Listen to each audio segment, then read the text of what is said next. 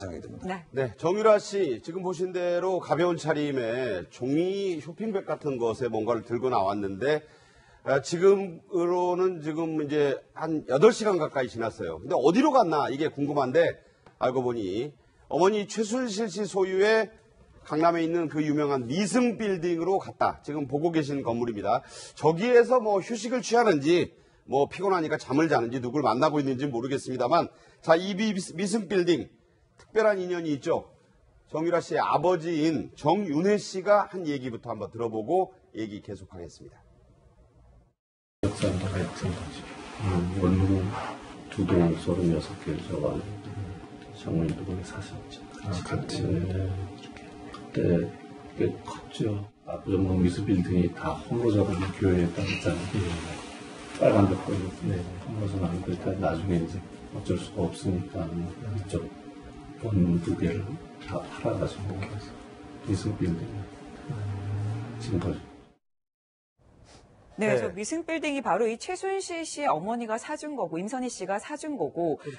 또 최순실 씨 재산 중에 가장 덩치가 큰 바로 200억이 넘는 그 빌딩 아니겠습니까? 그렇습니다. 저 빌딩이 이제 운명의 지금 앞에 서 있는 거죠. 네. 근데 저 빌딩이 이제 6층, 7층에 이제 자기 살림집을 꾸려가 있었기 때문에 구속영장이 기각되니까 당연히 집에 가야 될 거 아닙니까? 그 지금 집에 가서 쉬고 있는 겁니다. 저 위에 보이는 저 위 2층이에요? 그렇죠. 네. 살림집을 이제 빌딩 안에 살림집을 꾸려놓고 있었으니까요. 그런데 저것도 좀 이해가 안 되는 게 사실은 이제 빌딩은 가표가 높아가지고 재산세가 좀 많이 나옵니다. 일반 주택보다. 네. 그런데도 이제 자기 빌딩에다가 저렇게 주택을 꾸려놓고 산다는 거는 아마 이제 저 빌딩에 대한 애착이라든지 저 빌딩이 갖고 있는 위치의 중요성 이런 게 있었겠죠. 네. 근데 이제 집에 가서 쉬는 건데 사실 저 빌딩이 200억인데 최순실 씨가 지금 매각하려고 여러 차례 시도를 이미 했습니다. 맞아요. 왜냐하면 이게 뇌물죄가 성립이 되면 저게 전부 이제 추징이 될 수밖에 없거든요. 그렇죠. 벌금이나 추징금으로 추징이 되니까 그럼 빈털터리가 된다니까 미리 정리를 하려 하지만 이런 또 복잡한 법률적 관계에 얽혀 있는 빌딩을 구매할 사람도 잘 없습니다. 네. 근데 최근에 130억까지 내놓았는데 그것조차도 지금 거래가 안 됐다고 그래요. 아, 130억까지 까지 떨어졌다고 그럽니다. 네. 그럼 이제 현실적으로 문제가 있는 빌딩이니까 뭐 싸게 나올 수밖에 없고 그러나 구매자는 또 이게 설사 구매한다 하더라도 어떤 또 다른 문제가 발생할 수 있기 때문에 그렇죠. 조금 구매자는 안 나서는 그런 상황인데요. 어쨌든 뭐 이 정유라 씨는 작전에 의한 대성공이다. 뭐 나는 작전. 내 이름이 바뀌는 것도 몰랐다. 나는 내가 누구인지도 몰라요. 모든 게 뭐 학교도 엄마가 가라 해서 갔고 말도 엄마가 타라 해서 탔고 다 이런 거 아닙니까? 그러니까 지금 이제 검찰의 그 영장이 그 공모의 관계를 정확하게 밝혀내지 못하고 있다는 게 핵심 아닙니까? 네네. 자, 그래서 지금 말씀하신, 허 소장 말씀하신, 이게 다 짜여진 어떤 작전의 일환 아니냐, 이런 얘기가 나옵니다. 그 대목, 자, 왜 이런 얘기가 나오는지 정유라 씨 얘기부터 한번 들어볼까요? 저는 제 전공이 뭔지도 사실 잘 모르고, 저는 한 번도 대학교에 가고 싶어 한 적이 없었기 때문에, 저는 입학 취소에 대한 거에 대해서는 드릴 말씀이 없고, 죄송합니다. 실제로도 본인이 대학을 안 가고 싶었던 건 맞는 것 같아요. 그럼에도 불구하고 그러면 이제 전면적으로 그러면 정유라 씨가 그런 상황에 대해서 거부를 했냐면 또 그건 아니거든요. 본인이 그 모든 것을 실제로 전혀 모르고 있고 그 혜택만을 받았을 뿐이다라고 사실관계가 정리가 된다면 사실은 정유라 씨는 아무런 죄도 성립하지 않고 처벌이 불가능하게 될 상황이 있을 수도 있죠. 지금 뭐 호소연님께서도 말씀하셨지만 이수희 변호사 지금 정유라 씨가 전공도 몰랐다라고 해서 국민들의 공분을 사지 않았습니까? 그런데 지금 영장이 기각된 걸 보면 이 몰랐다는 전략이 먹혔다 이렇게 판단할 수도 있을 것 같아요. 이 말은 지금 김경진 의원도 말씀하셨지만 정유라 씨가 공항에 도착해서 하는 그 모든 말은 그러니까 법적 검토가 끝나서 사실관계를 가지고 법리 구성을 마친 거예요, 지금. 그래서 본인이 빠져나갈 수 있는 본인이 이제 이런 걸 공동정범이라고 하는데 이런 그 성립하려면 이렇게 법적으로 필요한 요소들이 있단 말이에요. 요건들이. 그 요건을 다 빠져나가는 거예요. 그렇기 때문에 지금 뭐 구속영장도 기각이 됐지만 실제 그 부정입학 부분에서 정유라 씨한테 유죄를 받게 하는 것도 검찰 입장이 쉽지는 않을 거예요. 최 교수님, 그런데 저는 보면서 정유라 씨가 도착하자마자 현장에서 기자들한테 막 질문을 받았잖아요. 그런데 그걸 미리 다 예상을 하고 답변을 다 준비를 했다? 이렇게 판단할 수 있어요. 그렇죠. 그러니까 들어오기 전부터 저는 네. 이미 법적 조력을 받았다고 봐요. 이른바 뭐 예행연습설도 그렇죠. 나와요. 그럴 네. 가능성이 저는 충분히 있다고 봅니다. 그러니까 이경재 변호사가 지금 변호를 하고 있는 상황이고 그 팀에서 어떤 형태로든 정유라 씨가 들어오기 전부터 분명히 들어오면 인터뷰를 할 거 아니에요. 그랬을 경우에 모든 질문은 이렇게 대답해라. 물론 하나하나 질문들에 대해서 대답할 준비를 할 수는 없겠지만 그래도 질문 가능한 질문들은 예상 질문으로 뽑았을 것이고 그랬을 때 어떻게 대답할지까지 이미 예행 연습을 했을 가능성이 있다고 봅니다. 그래서 모르쇠 전략을 하는 것이고요. 그래서 네. 이수 변호사 말씀하셨듯이 결국은 법적으로 처벌을 받지 않을 수 있는 범위 내에서 본인이 답변을 하도록 하는 것이 이미 준비가 돼 있었고 그 준비된 것들을 정유라 씨는 들어오자마자 실제 행동으로 옮겼었고 그것이 짧은 시간 안에 증거를 찾아내고 연결성을 찾아내는 검찰 입장에서는 시간 부족으로 인해서 충분히 찾아낼 수 없는 상황이 되다 보니 영장이 기각되는 그런 상황까지 가겠다고 볼 수 있겠습니다. 자, 개명사실도 몰랐다. 뭐 쉽게 말하면 이름도 몰라요, 전공도 몰라요. 그건 정말 모르는 철부지냐? 그게 아니라는 겁니다. 정유라 씨가 과거 덴마크 올보르나 또 그 이전에 했던 발언들은 이렇습니다. 그 네, 부분에 근데 대해서 그거는 제가 확실하게 설명드릴 수가 있는 게 제가 아버지랑 어머니가 이혼하시면서 강원도 땅을 저가 인수를 받았어요. 총 2차례에 걸쳐서 36만 유로를 대출을 받았어요. 1원 한 장 저희 돈 안 쓰고 그 대출만으로 이 집을 샀어요. 한국에서 이 대출을 다 갚았어요. 막 조세 포탈 그런 거 있잖아요. 그런 것도 저희가 독일에서도 저희가 세무사를 쓰면서 세금을 다 냈어요. 네, 지금 이게 덴마크에서 한 얘기 아닙니까? 지금 네. 얘기만 들어봐도 굉장히 많은 걸 정유라 씨가 알고 있고 이미 다 숙지를 하고 있다 이런 느낌이 들긴 했어요, 그때도. 아니 뭐 젊은 여성인데 아이까지 낳아서 애기 엄마가 됐습니다. 그다음에 이제 저기 부모와 한 집에서 쭉 살았고 그렇죠. 고등학교 대학 입학 과정 또 승마 선수로 활동하는 과정 이걸 전혀 몰랐다. 우리가 뭐 저희도 집에 자식들이 있지만 부모가 살아가고 경제활동을 하는 것을 전혀 모를 수는 없지 않습니까? 네. 그런데 어쨌든 뭐 이렇게 그 한국으로 이제 전격적으로 귀국하면서 변호사들하고 여러 가지 어떤 시뮬레이션 하면서 철저히 준비했다는 것은 그것은 그 뭐 비난받을 일이라기보다는 당연히 하는 것 아니겠습니까? 아, 당연하다. 그렇죠. 왜냐하면 뭐 구속되느냐 안 되느냐의 문제 또 재판을 받아야 되는 부분이 있으니까. 그러니까 국민의 어떤 법 감정 아니면 정유라 씨와 최순실 씨에 대한 어떤 그 감정과 달리 이분들 입장에서 또 천착해서 본다면 당연히 치열하고 치밀하게 법리 공방을 준비할 수밖에 없는데 뭐 전혀 몰랐다는 것은 국민들의 상식적인 눈높이에서 봤을 때는 이해가 안 가는 얘기죠. 뭐 제가 제 부모가 어떤 경제활동을 했고 이 건물이 있는데 이 건물이 대략 어떤 돈으로 샀고 이런 건 대충 알지 않습니까? 그렇기 때문에 뭐 본인이 알고 있고 모르고 있고 아는 부분 이거보다는 어쨌든 그 향후 검찰의 조사 그다음 재판 과정에 임하기 위해서는 귀국 시점부터 귀국 이후의 어떤 재판 전략은 상당히 치밀하면서도 그 다방면으로 좀 준비를 하고 임한다라고 봐야 될 것 같습니다. 네. 저는 그러니까 예, 예. 정유라 씨 입을 통해 가지고 최순실 씨와 박근혜 전 대통령의 사이 얘기를 좀 알고 싶어 하는데요. 관계 네. 얘기를. 저는 정유라 씨 같은 경우에는 엄마랑 뭐 이모들을 통해 가지고 좀 그 조작된 얘기를 들었을 수도 있다. 뭐 내 외할아버지가 뭐 개명을 몇 번이나 한 사람이고 뭐 사이비 목사였고 이런 얘기를 해줬을 리는 없는 거잖아요. 그럼 굉장히 미화된 조작된 정보를 갖고 있을 수도 있다. 그런 면에서 정말 이 정유라 씨가 최순실 씨와 박 전 대통령의 그 관계라든가 이전에 그 좀 거슬러 올라가서의 관계까지 제대로 정보를 갖고 있겠느냐. 네. 그 부분은 저는 좀 의구심을 갖고 있습니다. 네. 자, 이제 정유라 씨도 불구속 상태지만 재판이 시작됐습니다. 지금 본격적인 재판을 받고 있는 박근혜 전 대통령의 마지막 뭐 호위무사다 이런 평가까지 받고 있는 유영하 변호사 어제 재판에서 판사로부터 주의하세요 경고를 받았습니다. 무엇 때문인지 먼저 이 발언부터 들어보시죠. 대통령의 국정 철학을 이해하고 그리고 박근혜 대통령을 존경하고 박근혜 정부가 정말로 성공한 대통령으로 자리매김되고 박근혜 정부가 성공한 걸 바라는 사람이냐 그런 의미로 친박이라면 저 친박 맞습니다. 누구보다도 친박 맞습니다. 네, 누구보다도 친박 맞다 이렇게 했는데요. 문제는 지금 보신 것처럼 박근혜 대통령님 하잖아요. 그런데 문제는 재판에서도 그렇게 얘기를 했다는 겁니다. 지금 보면 재판부에서도 피고인, 검사석에서도 피고인 이렇게 얘기하는데 유영하 변호사만 계속 대통령님이라고 얘기를 해서 이 판사 측에서 피고인이라고 해라 이렇게 얘기를 했다는 거예요. 판사도 아마 그 참다 제 이야기를 한 것 같아요. 그러니까 저런 표현이잖아요. 아직 피고인이라는 표현은 어색하시죠라고 이해한다는 말까지 하면서. 예. 그리고 재판정에 들어오면 피고인 신분이니까 당연히 피고인으로 호칭을 해야 되는데 네. 유영하 변호사는 뭐 절대 그러지 않고 대통령님이라고 하니까 또 전 대통령님도 아니고 대통령님. 이제 그만큼 박근혜 전 대통령에 대한 뭐 이렇게 애정이랄까 내지는 존경심 또 심지어는 일종의 우상처럼 받들고 있는 그런 사람이 아닌가.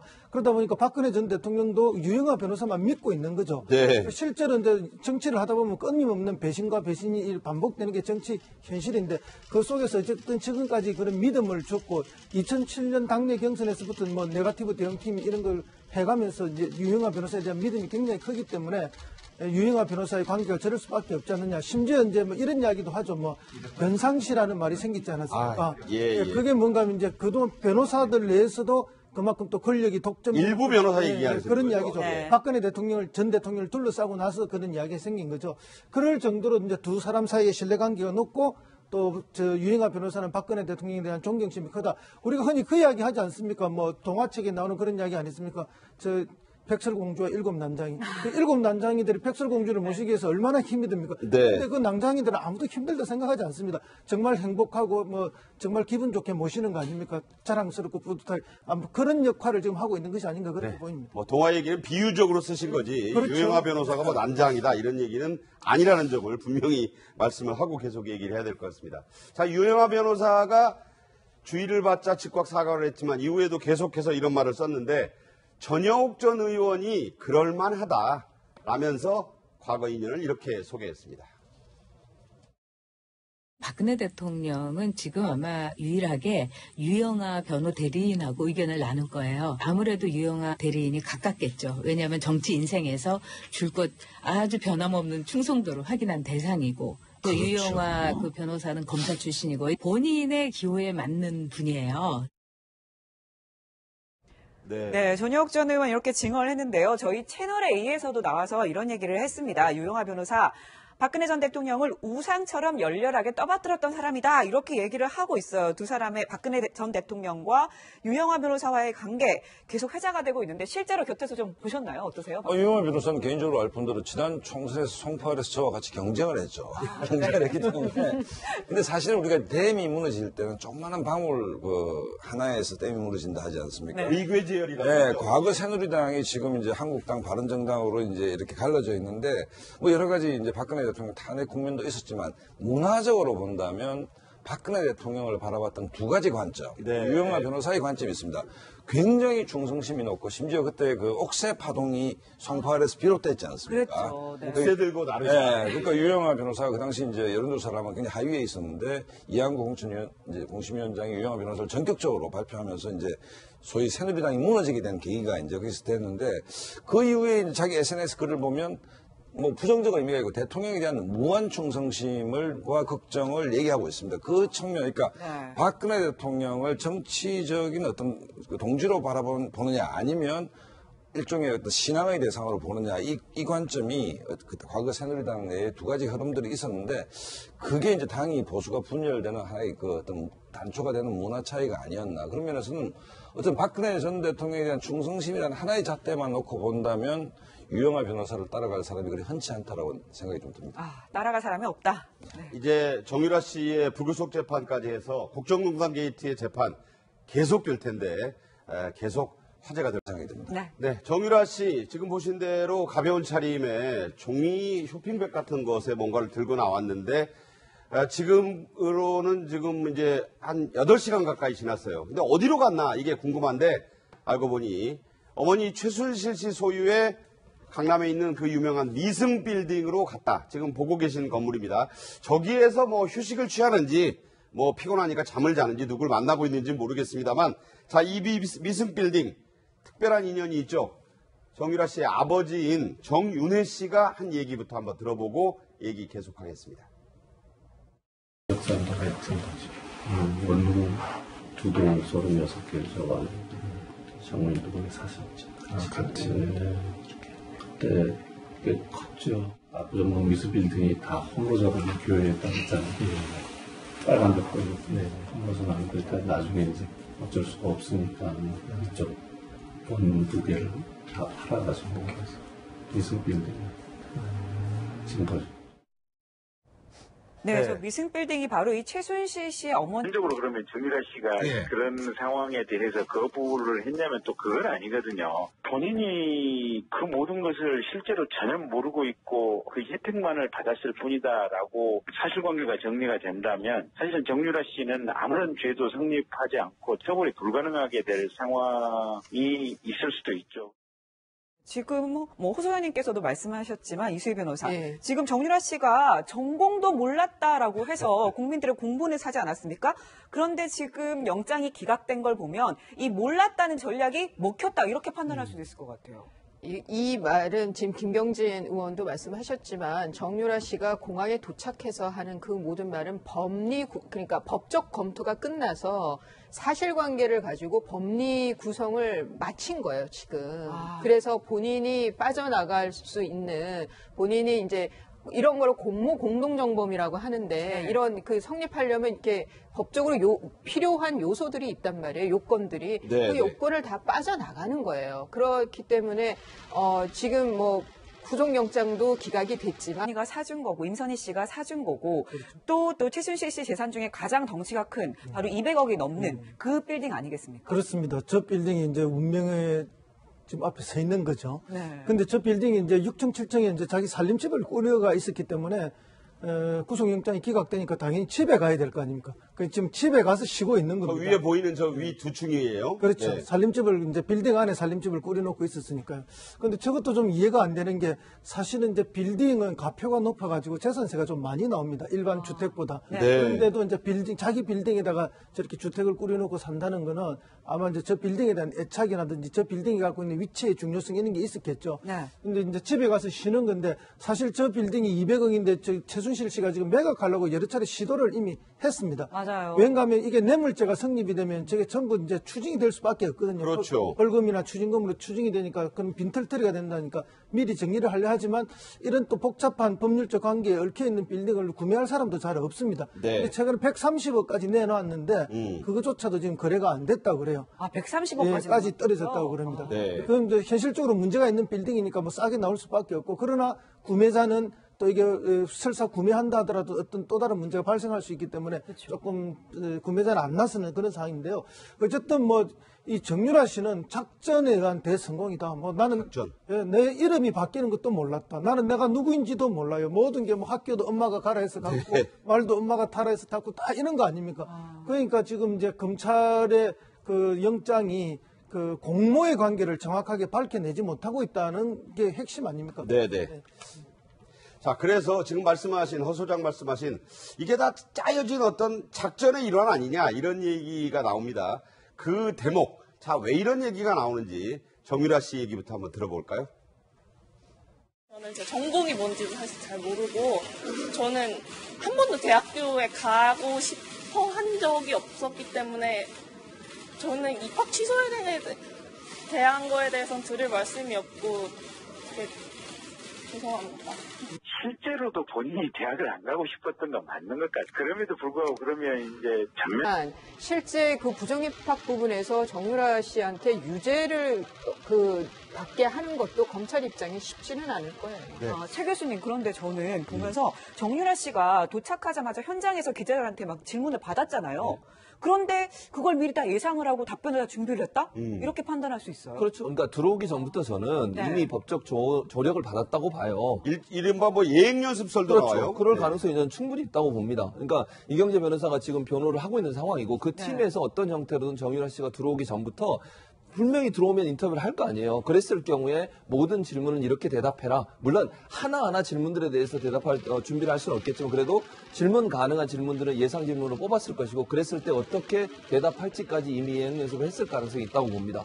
그래서 모르쇠 전략을 하는 것이고요. 그래서 이수 변호사 말씀하셨듯이 결국은 법적으로 처벌을 받지 않을 수 있는 범위 내에서 본인이 답변을 하도록 하는 것이 이미 준비가 돼 있었고 그 준비된 것들을 정유라 씨는 들어오자마자 실제 행동으로 옮겼었고 그것이 짧은 시간 안에 증거를 찾아내고 연결성을 찾아내는 검찰 입장에서는 시간 부족으로 인해서 충분히 찾아낼 수 없는 상황이 되다 보니